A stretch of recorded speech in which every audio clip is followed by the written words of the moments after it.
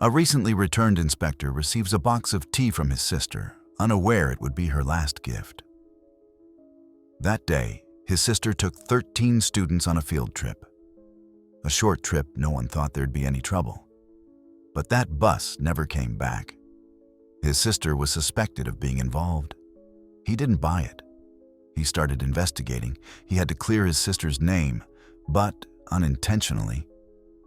On June 14, 1998, the town of San Bartolomé de los Cedros woke up covered in fog.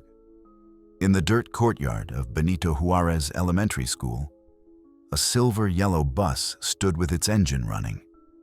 Teacher Marina Esquivel emerged from the principal's office, a list of students in her hand, each name marked with a red line. 13 kids, all already on the bus. Backpacks were stowed in the overhead compartments. Some kids poked their heads out the windows, but no one was talking loudly. Marina walked down the aisle, quickly scanning each face on the bus, as if counting them one last time by intuition. No one was missing. Everything was in order. Suddenly, a student got off the bus saying they'd forgotten their scarf. Marina nodded without scolding. She looked towards the school gate. Leaning against a dusty Jeep pickup truck stood a tall, slender man in a dark jacket, hands in his pants pockets.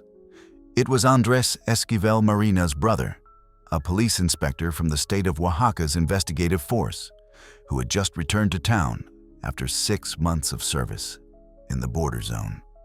Marina approached her brother slowly, not saying much. She handed Andres a small old metal box tied with a rubber band. Inside were several small bags of wildflowers. She had dried herself the kind of tea their mother used to use when she had trouble sleeping. She just whispered, "We'll surely be back late afternoon. Please remind Don Armando to send me a letter." Andres took the box, his hands hesitating slightly. He looked towards the bus and saw that the student who had gotten off was already back in their seat. The bus door closed. Marina was the last to board. No one said goodbye. The bus began to move at 6:45 in the morning, its wheels kicking up red, damp earth. The vehicle passed through the school gate, blending into the thin fog like cooking smoke, heading towards the mountain road that led to the meteorological center less than 30 kilometers from town. Andres stood still, watching the tea box in his hand. It wasn't clear if it was from the morning chill or if something inside him had suddenly gone silent. A premonition. Not enough to call it uneasiness. But it wasn't light either. That same afternoon at 4 o'clock, the school courtyard remained silent. No returning vehicle was heard. The vice principal started checking the clock more than usual. Some teachers stayed waiting to see if help was needed. At 5:15, a parent arrived. He was looking for teacher Marina because his daughter Valeria was on the field trip list. He asked, "Why hasn't the bus returned? Didn't the children stop for lunch at the town station?" No one had a clear answer. Teacher Marina hadn't sent any message, nor had the school's landline received any calls. Everyone started feeling uneasy. 15 minutes later, the principal, who was usually a woman of few words, personally called the local police station. There was no emergency order, but patrolling the field trip route was suggested. The goal to verify if there was any delay for some reason. No one at that moment mentioned the word missing. It was just too late. At the same time, an emergency meeting was organized at the town police station. The station chief, the patrol captain, a representative from the Ministry of Education, and 2 investigative police officers sat in the small room, smelling of old paper and dampness. When Andres arrived, they let him sit in the back. No one invited him to speak. But his eyes were fixed on the map hanging on the whiteboard, where the route the bus supposedly took that morning was marked. An officer looked at him and said directly, "Mr. Esquivel, you are a family member. We ask that you do not participate directly in the investigation to avoid conflicts of interest." Andres didn't react.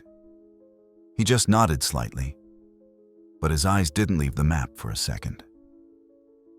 When the meeting temporarily ended, a young administrative clerk passed by and quietly told him, "You know, some people think your own sister took the bus." The voice wasn't loud, no malice, just a phrase uttered as if it had no owner. But it landed on Andres like a silent slap. He stopped. He turned around, not to argue, nor to ask again. He just needed to clearly see the face of the person who had just said that. The person had already walked on without looking back. Andres remained motionless. His hand tightened slightly in reflex, but his eyes showed no change in expression. He felt a chill starting to rise in his chest, a chill that didn't come from the phrase, but from the void it left. If the authorities could think that, then they had never understood his sister, and no one was really looking. If no one else, would he had to be the one to do it, to clear his sister's name. The next morning, the police reported no one along the route confirmed seeing the yellow bus pass on the 14th. No checkpoint registered the license plate. No nearby gas station camera captured the vehicle's silhouette. The driver, Gerardo Vasquez, was confirmed by a contract copy. But his driver's license was a blurry photocopy with no original registration number. A police officer tried to trace his administrative history, but without results. The organization that sponsored the trip, Pro Educar Rural SA, when checked at its registered address, was just an empty house. No furniture, no sign, no tenants. The house was in the neighboring town, vacant for over half a year. The registered phone number was called. The line was disconnected. No one in the district's education directory knew that name. That night, Andres returned to Benito Juarez School. There was no fog, but the cold wind crept through the cracks in the wooden door as if someone was breathing down his neck. He entered the teacher's office. He opened the drawer of Marina's desk. The lock was rusty. With a small lockpick, he gently forced it open. Inside, there was nothing valuable. Only a student map, the kind usually given to graduating students. It was folded in 4 with slightly torn edges. In the left corner was a line written in red ink slanted back up Route B. Do not tell students.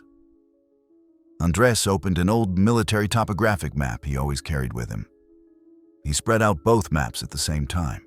He looked for the main route, the one everyone thought the bus had taken, and then followed the deviations. And at intersection number 39, a small road appeared leading to the Cerro del Venado quarry. It was a place where there had once been an illegal exploitation unit, and which was later abandoned due to a landslide. Route B, it wasn't on the published plan. No one knew. Only Marina and the map. Andres stood in silence. His hand touched the red ink stain. His voice softly echoed in the empty room. What Route B? And then, very slowly, he took out a red pen. He marked a cross at the intersection point.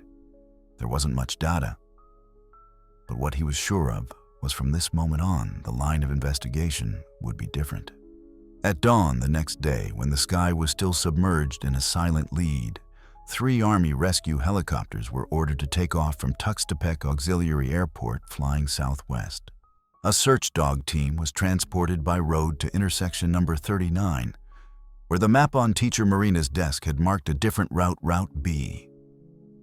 Every meter of soil, every tire track, every space between the red rocks was thoroughly searched. 3 days passed. No signal was received. There were no tire tracks, no hair samples, no human trace. Heat detection teams recorded no heat source within a 5-kilometer radius around the abandoned quarry.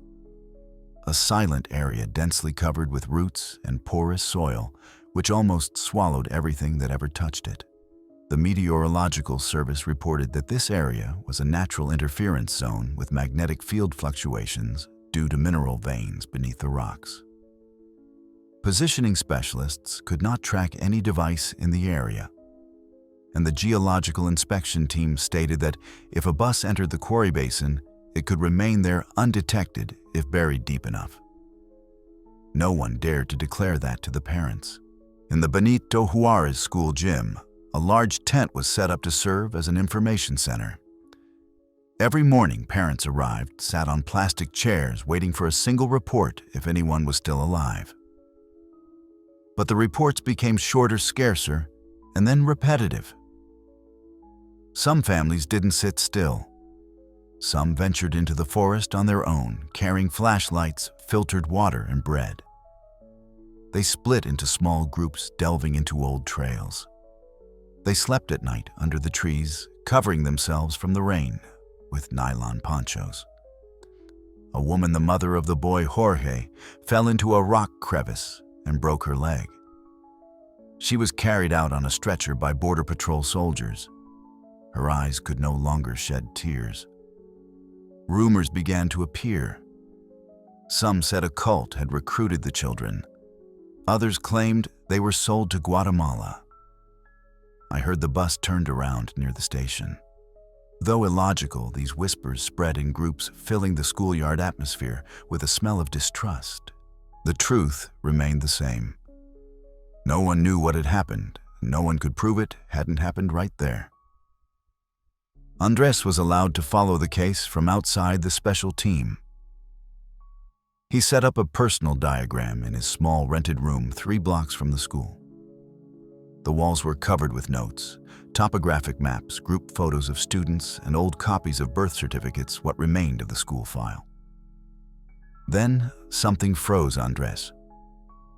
The bus's license plate registered by the principal did not match any vehicle registered in the 3 neighboring provinces. When compared with a photo another teacher had taken that morning with a travel camera, the license plate in the photo was different. Not just one character, but the entire sequence of numbers was completely distinct. When Andres asked, "Why are there 2 different license plates for the same bus that morning?" and the principal only replied, "The teacher must have made a mistake when writing it down."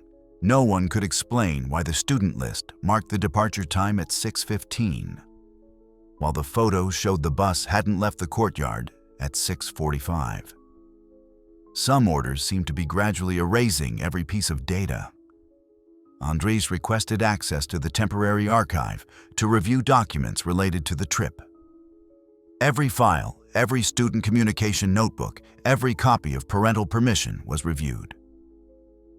But cabinet number 4, where copies of Marina's class notebooks were kept, was empty. The library clerk was nervous. "It was here last week. I don't understand why it disappeared." The investigation team did not consider this an important detail. Some thought that the loss of documents in a rural school was something common. But Andres did not accept that it was common. In the unit where he had worked, the loss of documents was a sign that the case was being manipulated from within. The State Education Committee meeting the following week was tense. A deputy director who was said to be in charge of coordinating rural schools stood up speaking in a rough voice. "We need to put an end to the fantasies. It's possible the bus never left the school area." The entire room fell silent. No one knew if that phrase was accidental or intentional. But Andres jumped to his feet. His eyes looked directly at the person who had just spoken, his voice calm but cold. "And my sister, did she evaporate with 13 children?" The man turned away, not answering. The meeting ended without a consensus on the direction of the investigation. November 1998. The weather in the mountains began to cool, and in the administrative offices of the state of Oaxaca, the file on the June 14th disappearance was marked in red ink, temporarily closed. After 5 months of total mobilization from helicopters, search dogs, to border forces coordinated with civilians, no verifiable results were obtained. No evidence of the vehicle moving and no signs of incidents. Not a single useful witness, nor a statement that provided criminal value. On paper, it was a case of mass disappearance of unknown cause, without sufficient grounds to initiate a criminal investigation under federal law. The day the press release was issued, unprecedented fury erupted in front of Benito Juarez School. Parents gathered, some broke the principal's office windows, others tore down notices from the Ministry of Education. But then, like all rages in the mountains, it didn't erupt into violence. It silently retreated. Some families quietly moved away, taking with them old photographs, crumpled birth certificates, and a nameless hatred for the government. Those who remained lived as if no one had lost anyone. The school reopened, children from other classes returned to study, and the 1998 5A class list was kept in the archive under lock and key. Only one person did not forget. The local newspaper, La Voz del Valle, published a special year-end edition with a large headline on the front page, "Marina Esquivel victim or accomplice the article didn't accuse." But every sentence pushed the reader towards a possibility that teacher Marina knew something beforehand. That she might have led the students in the wrong direction. That if she wasn't the culprit, at least she was a used accomplice. Andres read the article in a town cafe. The coffee cup grew cold on the table. He didn't react. He just folded the newspaper very slowly and then stood up to go to his truck. The next day, he received an internal suspension. The reason was a video from an internal camera in the Road Vehicle Verification Office, which recorded him breaking into the data warehouse the previous week. The reason recorded in the file: unauthorized interference with archived administrative documents. He didn't argue. He didn't appeal. He just collected his things from his personal room in the unit. A box of personal documents, some photos, an old cassette recorder, the only things he took when he left the Oaxaca State Police headquarters that afternoon. On his way to town, the truck radio only tuned to AM. Andres put in a cassette. After a while of static, Marina's familiar high-pitched but soft voice, recorded many years ago, played. Sometimes they don't need to see the way. They just need to know that the person going with them will never abandon them. Andres gripped the steering wheel, his eyes fixed on the Cerro del Venado mountains, fading into the darkness. From that moment on, no one saw him at government meetings again. Nor did they see him set foot in the school again. Time passed like mountain smoke, slow, steady, and plunging everything into oblivion. 8 years later, in 2006, San Bartolomé de los Cedros was no longer the same. The children of yesteryear were now young adults, and the new generation of students no longer knew Teacher Marina. Benito Juarez School was repainted with a new sign, and plastic desks replaced the old wooden ones. No one talked about Route B anymore.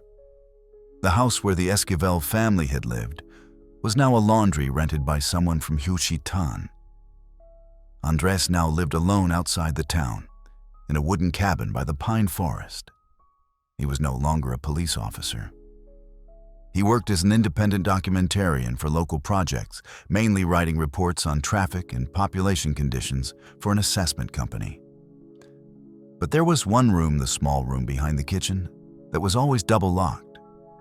Inside were hundreds of files maps, student photos, old newspapers, and handwritten notes that he still wrote weekly. He was no longer searching, but he never gave up. Until one August afternoon that year, a completely normal afternoon when the sky was still dry and cicadas chirped in the forest, Andres picked up a brief radio signal while adjusting his local signal scanner. A male voice sounded unhurried but tense. The excavator stopped at point 03. There's a large metal object. It's unclear if it's a tank or vehicle equipment. Andres left the house immediately. a team of archaeologists from the State University of Oaxaca was conducting a stratigraphic study on Cerro del Venado, the rocky hill that had been illegally exploited in the 80s. The plan was to drill the ground to establish a new meteorological station to replace the old one destroyed in 1997. When the excavator drilled more than 1.5 meters deep, the tip of the drill bit hit a large metallic object not listed on any infrastructure plan. The red earth slid away. Tree roots intertwined, cement crumbled into pieces. Local police were called. 45 minutes later, a silver truck stopped at the edge of the hole. Andres got out. He didn't talk to anyone. He didn't identify himself either. He simply headed towards the hole where 3 men were sitting on the ground, sweat running down their backs, looking at the first piece of iron structure pulled from the ground. It was part of a bus chassis. There was still yellow paint under the layer of rust. The chassis number, though blurry, matched the sequence of numbers Andres had handwritten 8 years earlier in his personal file. He stood still. He didn't take photos. He didn't speak. Because this wasn't the time to confirm, but the time to start over. The atmosphere at Cerro del Venado at that moment was not like an excavation scene. It was quieter, like a funeral no one had dared to hold. The bus, or what was left of it, lay tilted in a nearly 2-meter deep hole, the rusty chassis corroding every steel bar, revealing the old body structure. The yellow color had turned a rusty red, but in some places protected from the sun, the yellow still peeked through like a trace of a very specific moment, the summer of 1998. The excavation technical team cordoned off the area, keeping the press at bay. Temporary steel props were installed to prevent the hole from collapsing further when the vehicle needed to be fully lifted. Andres was at the edge of the hole, his eyes following every shovelful of dirt, removed every fragment of material collected by hand. Beneath the rotten tarp covering the bus roof, what no one dared to name, was found 7 children's skeletons scattered among the seats. 3 of them were in a fetal position, hands hugging their knees, heads hidden in their hands as if trying to resist a dwindling atmosphere. The other 2 were near the rear exit door, stuck or trying to open it when it was already too late. There were no traces of blood, no bullets. But it was a silent secret and prepared death. The driver's seat was empty. The rear seatbelt was half cut, the broken threads uneven, as if a rusty knife had been used. There were no adult bodies, no signs of struggle. On the dashboard, still covered in dust, was a pencil broken in half. In the luggage compartment mounted on the bus wall, a moss-green notebook was found. The cover was soft, the spine had come off, and inside was Marina Esquivel's characteristic slanted handwriting. Andres recognized it immediately. It was a travel diary, clearly recording the students' names, departure time, planned stop points, and timestamps. But the last page only said one line: 6:14, Oro 7:50, route change, all good. Nothing was written after that. A young forensic expert crouched under the third-row seat, illuminating with a flashlight. He stopped. With tweezers, he pulled out a folded piece of paper with torn edges, thin school paper. The scribbled writing in blue pen, "If anyone is still alive." "Remember, my mom's name is Luisa." Andres received the paper. His hand didn't tremble, but his eyes paused a moment longer. He remembered there was a boy named Miguel on the list. His mother's name was Luisa Gutierrez, and she used to work as a cook at the school. The words were written hastily, the ink blurred in some parts, as if written in the dark or without enough time. Outside, a crane lifted a part of the bus's rear body from the ground. A technician standing behind the rear wheel chassis involuntarily frowned. "The tires show almost no wear," he said. "Both rear tires have only minor scratches, and the tread is intact. Another added, "It means the bus didn't travel far, maybe just a few kilometers, and then it stopped. Then it was brought here. Or it never left the area." Andres turned to look towards the quarry. He pulled out the copy of the topographic map he always carried from his pocket. Route B, a secondary road closed by a landslide in 1996. But in the 1998 traffic records, there was a special note about the temporary restoration of secondary route number 2 in 48 hours for a humanitarian project.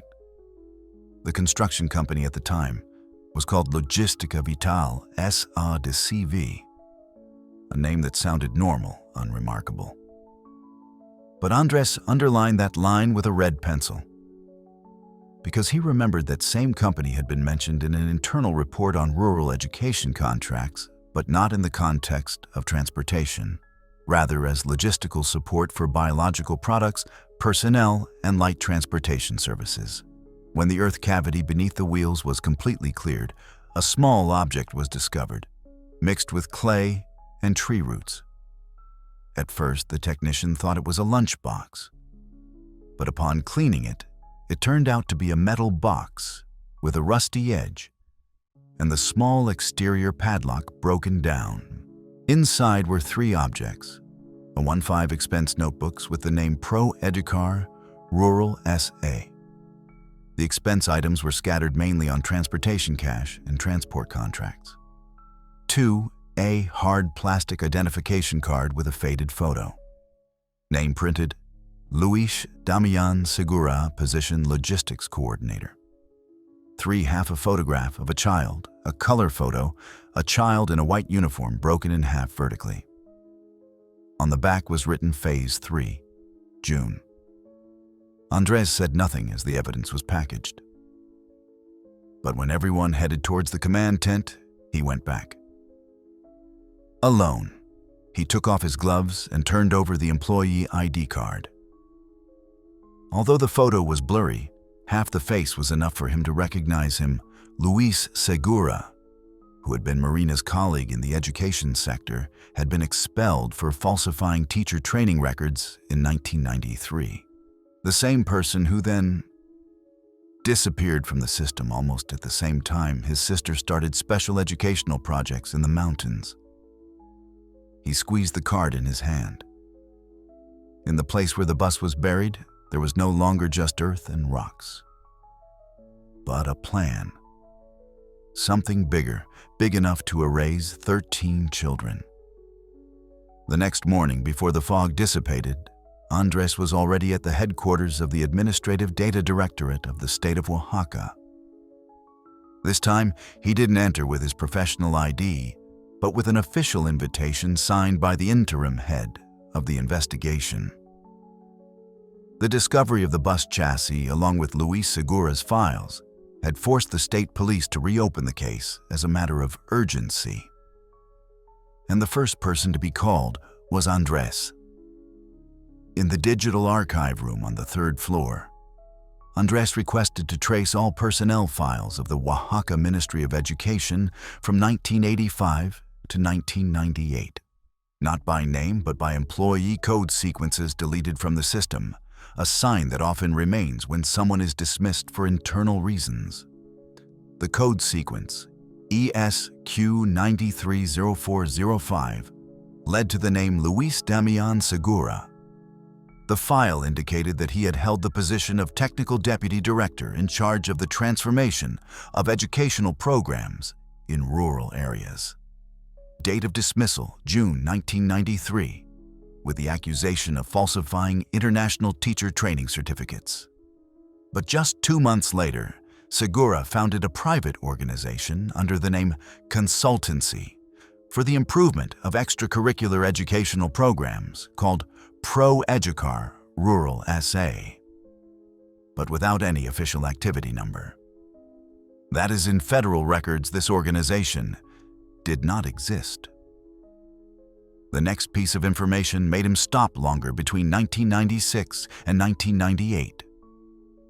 Pro Educar received a total of 4 significant money transfers from an organization based in Houston, Texas, called Health Global Frontier, Andres entered the financial code into the interinstitutional banking database. The results quickly appeared. All money flow from Health Global Frontier was transferred through 3 different banks, concentrated and dispersed in 3 extremely poor, mountainous municipalities separated by almost 200 kilometers. A notable coincidence is that these 3 areas had the highest number of children born without birth registration in the state of Oaxaca during that period. A kind of selection. A mechanism. Not just disappeared, but erased from all state systems. The amount of information was enough to reopen the case. The state police reopened the investigation. A special investigation team was formed, this time with the participation of the Finance, Forensic Engineering, and Federal Oversight departments. Andres did not ask to join, but he was directly invited to play the role of discoverer and priority witness. He wore no badge, no police uniform, but everyone saw him as part of the core team. While the forensic team focused on DNA identification of the remains found in the bus, Andres began his own line of investigation, tracing the origin of the cement that had been poured into Cerro del Venado. Among the material suppliers in the 1998 period, only V. Concretos had delivered an order to that area in the week the disappearance occurred. In the order warehouse, Andres found a delivery receipt dated 6/11/1998 sent to Exploitation Area Number 2, Cerro del Venado. The recipient signed Efrain Calderon. He took a photo of the receipt and entered it into the civil database for cross-referencing. No one named Efrain Calderon had a matching identification number, no tax records, no residence registration. But a small symbol on the receipt, C17.5, was the code of an old client whose account had been suspended in 1996 for illegal stone extraction. Andres opened the old photo software on his personal computer. He reviewed the evidence records of an illegal extraction case at Cerro del Venado in 1995. The photo of the arrested person, a tall, thin man in a torn jacket, hands stained with cement. His name in the file, Efrain Calderon. Registered profession driver, independent contractor. That night in the investigation team meeting room, when the fake passport photo was projected on the screen, everyone hesitated. Only Andres spoke. "It's him." He pointed at the screen. His voice was deep and firm. He worked as a warehouse driver in the quarry area. He was also arrested in 1995 for stealing explosives and transporting smuggled stone in the same Cerro del Venado. He's the only person with enough experience to bury an entire bus without a trace. Everyone looked at the file. Someone quietly confirmed Calderon's new location, a small coastal town to the south, living under a false identity, working as a loader at the fishing port. A search team was ordered to depart that very night. Very quickly, using professional techniques, the police found his whereabouts and arrested him. Efrain Calderon was held in the soundproof room on the second floor. 3 days had passed since his arrest. He said nothing more than, "I need a lawyer." And although a lawyer was assigned to him, he still wouldn't speak. Andres arrived on the 4th day, without warning, without needing to prepare a report. He simply sat in the chair opposite Calderon without looking him in the eye and began in a very calm voice. "In 1995, you were arrested for illegal stone extraction in Cerro del Venado." "Right?" Calderon didn't answer. Andres continued. "That time you used an unregistered truck to transport construction materials. Do you remember that case?" Calderon slightly raised his head. A second later, he cracked a faint smile. Andres placed 3 pieces of evidence on the table. 1, the copy of the cement delivery order, signed by himself. 2, the photo of the metal box found under the bus wheel. 3, the photo of the fake passport he was using under another name. There was still no response from him. until Andres showed him the paper with the message, "My mom's name is Luisa Calderon's." Shoulders slumped, not as if he was giving up, but like someone letting go of something they've been holding on to for too long. He leaned back in the chair and said slowly in a hoarse voice, "I didn't kill anyone. I didn't do those dirty things. I just did everything according to the instructions I was given." After a pause, he continued, "I refilled the entire bus. If there was anyone inside or not. I wasn't allowed to check. I wasn't allowed to look inside." The atmosphere in the room changed, as if the ground was changing shape. Andres leaned slightly forward. "Was that the first time you were hired?" "No." Calderon shook his head. "The third time. The 2 previous trips, no problems. I just helped with transportation. I'd deliver to the site, come back, get the envelope. On time and order." "What did you deliver?" Calderon smiled, children.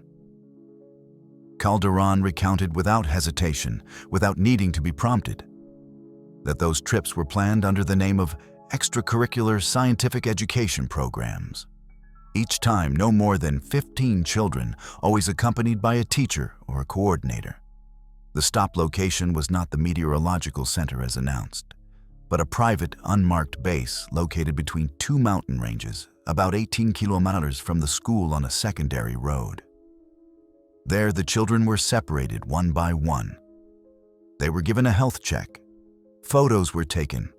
A barcode was recorded in their files by hand. Then they were taken to a series of small rooms, not knowing for what. Calderon was not allowed into the inner area. They wore white coats. They had no badges. They didn't speak. But I knew they weren't ordinary people. Because, he paused, they had vehicles with military license plates. But no flag. No Mexican insignia. Who were they? I don't know. They didn't let me ask anything. I just drove. As he reached the most important part, Calderon's voice became deeper.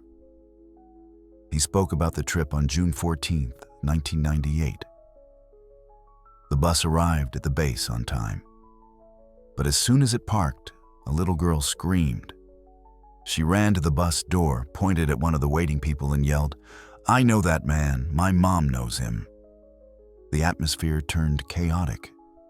Marina Esquivel then came out stepping between the students and shouted, "No one can touch my students. I want to call the school right now." A bang sound. Calderon shook his head, as if he could still hear that sound in his ears. She fell to the ground at that very instant. But they showed not the slightest hesitation or fear. Only one person signaled. Calderon described a man in a white shirt with nothing on the shirt collar, but with a command voice sharp as a blade. "This shipment is considered lost. Clean everything up. Leave no trace. The vehicle, the people, the earth, everything."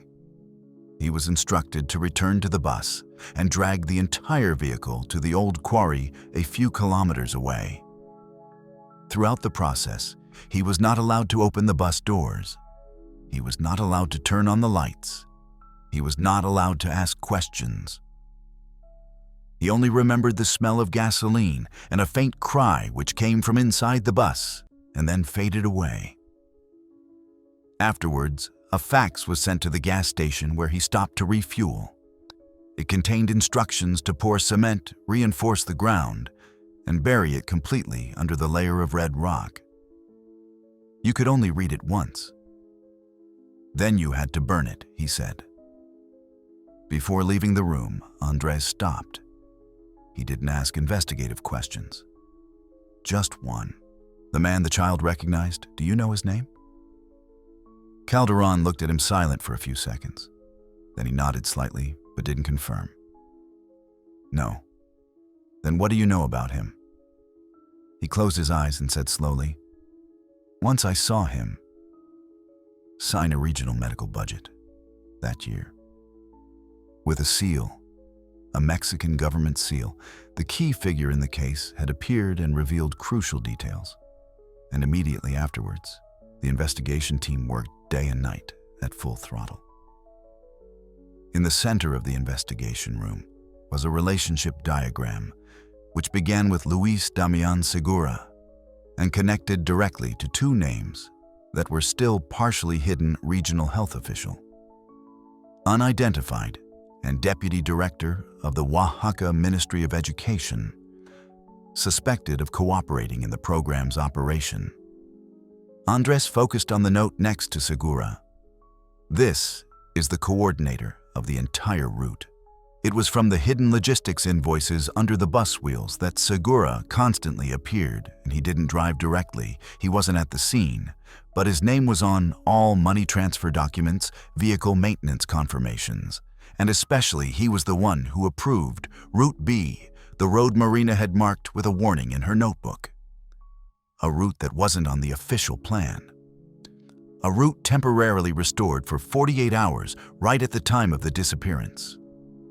On the other side of the diagram, Andres taped a pile of printed files from the international organization Health Global Frontier. They had sporadically appeared in academic medical research topics, on local biomedical personnel selection models, but never in intergovernmental or WHO reports. An investigation by the Intersectoral Cooperation System between the United States and Mexico showed that in the 7 years prior to the incident in Oaxaca, this organization had funded pilot programs in Colombia, Bolivia, and Paraguay, all following the same pattern: selecting children without birth registration, without medical history, and without supervision. Then they were taken to covert education, health, and cooperation centers. All funds were spent under the heading of community development. An internal, never-published report from the Ministry of Justice of Paraguay recorded in 1995 several children who participated in the Health Global Frontier pilot program completely disappeared, leaving no trace in tracking records. Andres read that passage silently. He wrote in red ink right below. They succeeded in Mexico, but when they expanded to a country with a stronger legal system, they were exposed. And when they were exposed, they chose the only way a system leaving no trace would eliminate everything. In the middle of the meeting, a legal clerk handed Andres a file from the migration office. In it was a line that made him jump up. Luis Segura had booked a flight to leave Mexico on 6/21/1998, exactly 1 week after the bus disappeared. The flight was going to Houston. Business class seat. The passport name matched. But at the end of the file, the flight was canceled at the last minute because the passenger did not check in. There was no data indicating that he had been prevented or prohibited from leaving the country at that time. He simply decided not to go. Why would he have chosen to do that? Andres reviewed another layer of files, this time from Interpol. Luis Segura had traveled to Houston 4 times before 1998 as Director of Educational Exchange Programs in mountainous areas. And his name was on the list of beneficiaries of payments from Health Global Frontier, with an account number that matched the money flow that had reached the mountainous municipalities of Oaxaca. The investigation team printed all of ProEducar's financial records.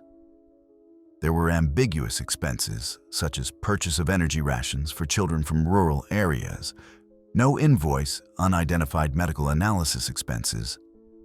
Area B, consumable materials for Phase 3 campaign, June. In the afternoon, while the investigation team was meeting with the state prosecutor's office, Andres received a visit from a forensic expert at his office door.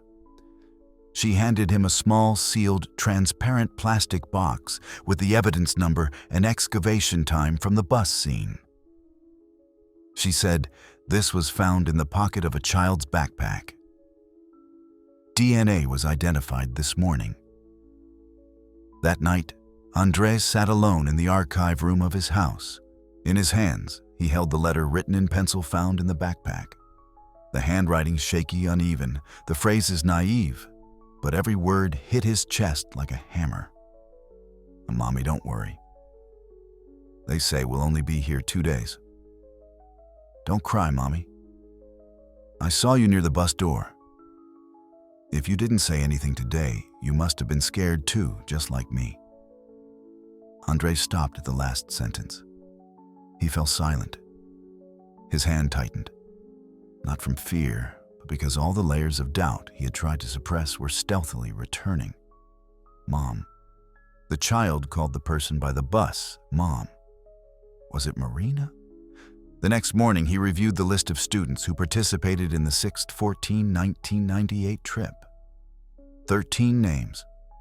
None were named Miguel, nor was there any name that matched a birth date of 1989.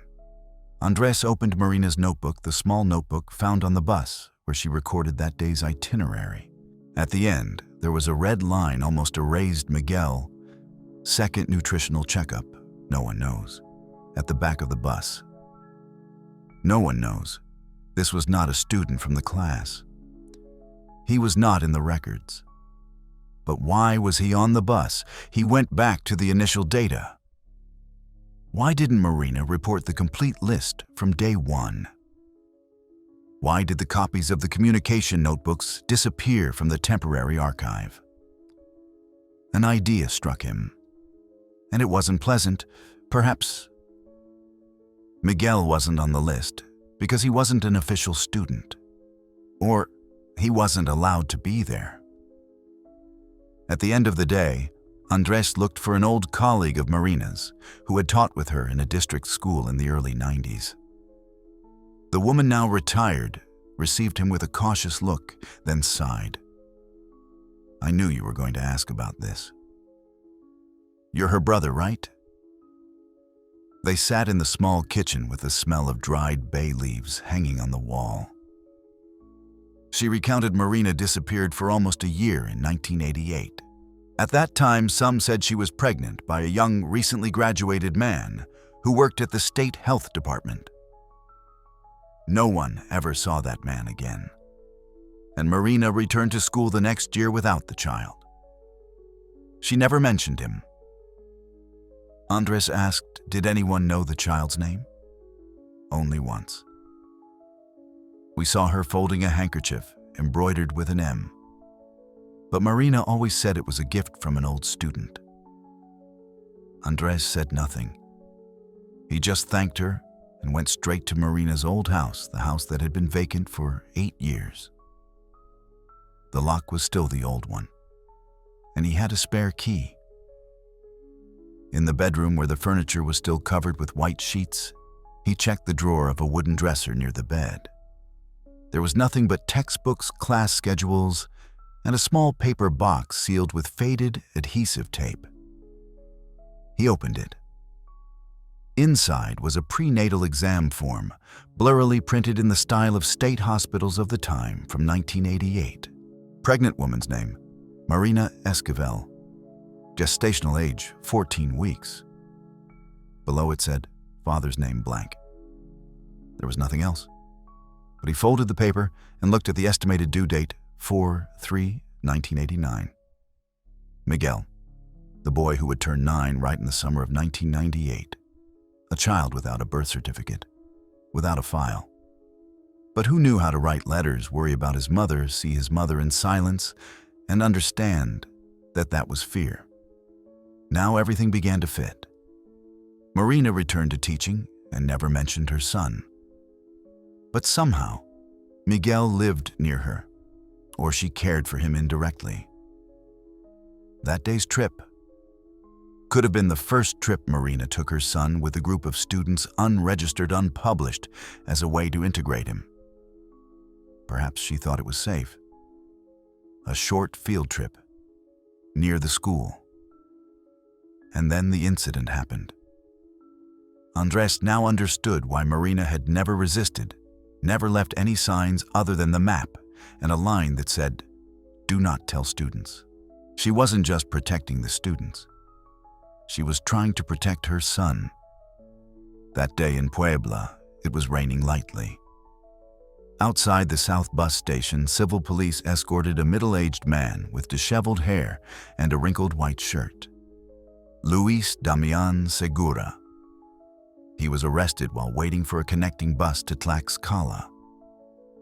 The special police found him a phone without a SIM card, a passport with a chip and a fake name, and a credit card not linked to a bank. Once at the police station, he remained silent for 2 consecutive days. Even when he was taken to the interrogation room, Segura's face remained like a layer of frozen glass, tired, but unafraid, not panicked.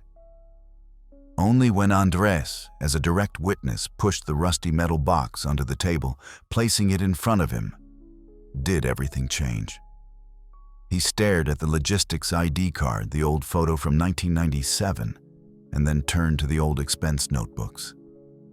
The handwritten text was still intact. Phase 3. June.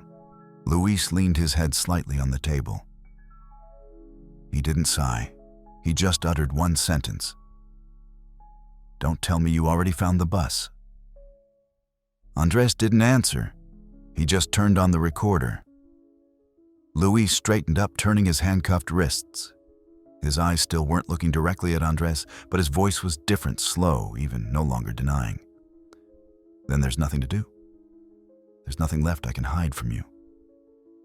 Damn it. It was a real program, not a fake. We had signed documents. We had a budget. We had archive codes. But the list wasn't sent to the government. Children without papers, without birth certificates. We chose the right place. We chose the right time. Those children would never be tracked. No one would track them. Unless..." He looked up for the first time. He looked directly into Andrés' eyes. Unless someone didn't give up. Luis told everything. For 3 consecutive years, from 1996 to 1998, deep rural education programs were used as a facade. Vehicles transported children from poor, unregistered villages to a private medical center where doctors from Houston, Bogotá, and sometimes Europe came to examine record data and select suitable samples. Once classified, if they met the requirements, the children were taken to study abroad under a sponsorship contract. In reality, most were taken out of Mexico via a medical transit route to serve biological experiments abroad. They paid a lot of money. In return, we needed to create a legal medical flow, examination forms, file codes with state-level signatures. And we had them. "You mean someone signed?" Andrés asked. Luis nodded slowly. Every year, the last person who signed was the Deputy Director of Health of the state of Oaxaca, Montenegro. He was a former military doctor who had worked with cooperation organizations in the Amazon region. His signature was the key for all files to be legalized. Andrés didn't ask anything else. But before leaving the room, he turned and placed a photo on the table. A curly-haired child hugging a cloth backpack, his face silent, taken from an old file. "Do you remember this child?" Luis frowned. He narrowed his eyes. "Ah, the curly-haired boy. He always called teacher Marina Mom. I thought he was crazy. He used to sit at the back of the bus. When we arrived at the meeting point, he didn't want to get off. He yelled when he saw one of the men in white coats approach. That man, I don't know his name, but he was the one who caused the commotion in the group. Teacher Marina ran to hold him back, and..." Luis hesitated. He bit his lip. "I don't know who shot. I just know there was a shot. And then we were ordered to retreat immediately." That night, Andrés stayed alone in the data room. On the computer screen, he searched the 1997 budget system, retrieving all files on medical cooperation in deep rural areas. The last person who signed the approval was Carlos Alberto Montenegro, position Deputy Director of the Oaxaca State Ministry of Health, retired in 2001. Residence address not specified. In an old public service file, there was a note no one had noticed before February 1988. Private meeting in the regional office. Person cited Marina E. Time 5:00 p.m. Content about the proposal for a community education program. Andres stood silently in front of the screen. He stared at the name Montenegro. The man the child recognized. The man Marina had met privately. The one who signed all the permits.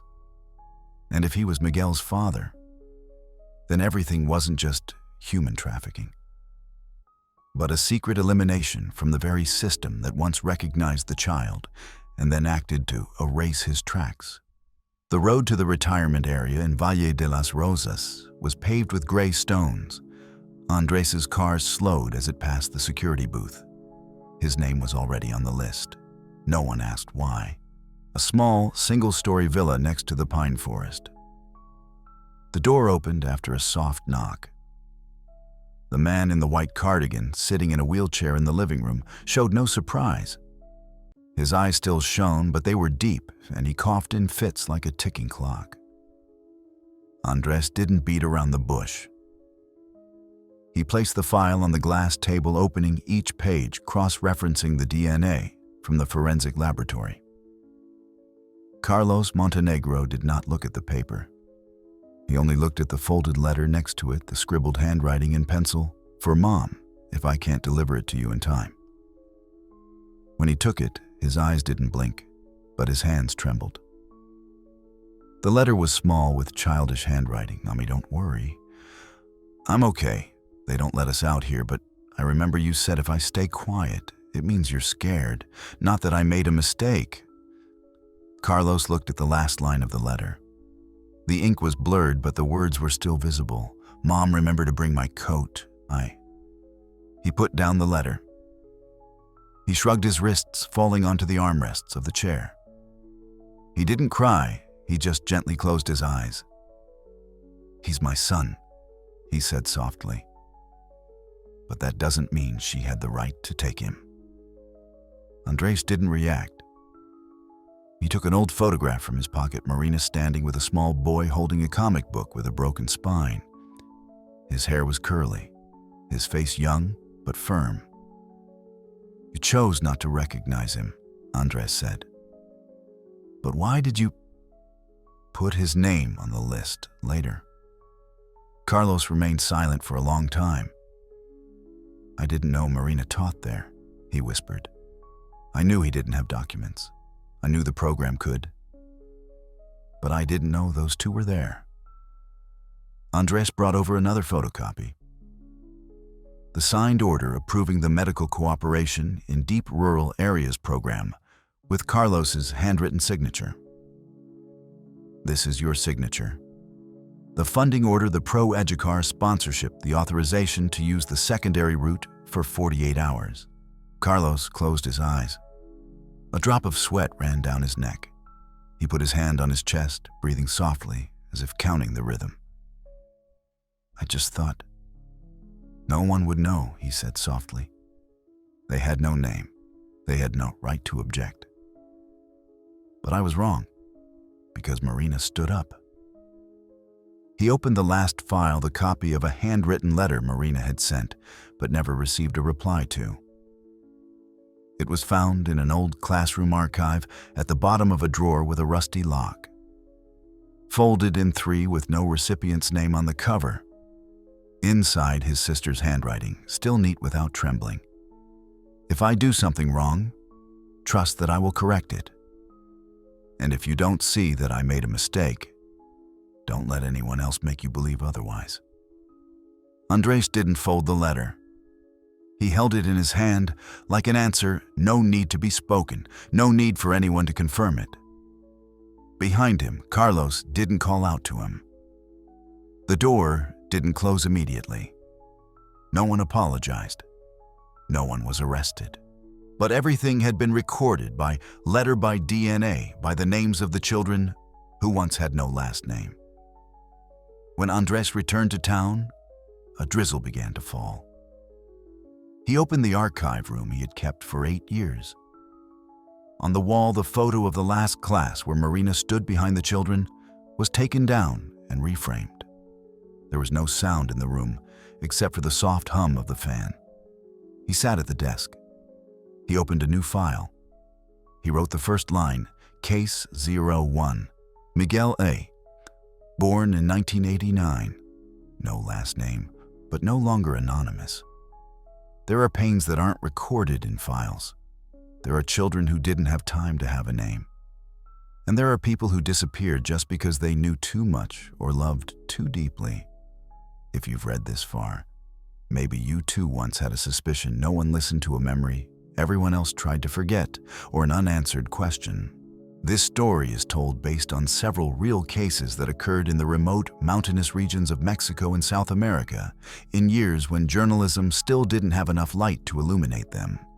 The names of the characters, places, and some details have been modified to protect the identity of the people involved. But the truth behind these pages remains intact. We don't tell it to accuse, but to remember that there are things that if no one looks for them, will remain buried forever, like the bus under the red earth. And there are people like Marina, like Andres, who can no longer speak, so we need to do it for them. If this story made you think of someone of some memory, please share it on WhatsApp with someone you trust. It could be your parents, an old friend, someone who once remained silent when they should have been heard. Let this story reach further, not because it's good, but because it's real. Who knows, somewhere someone is waiting to hear it just when they need it most.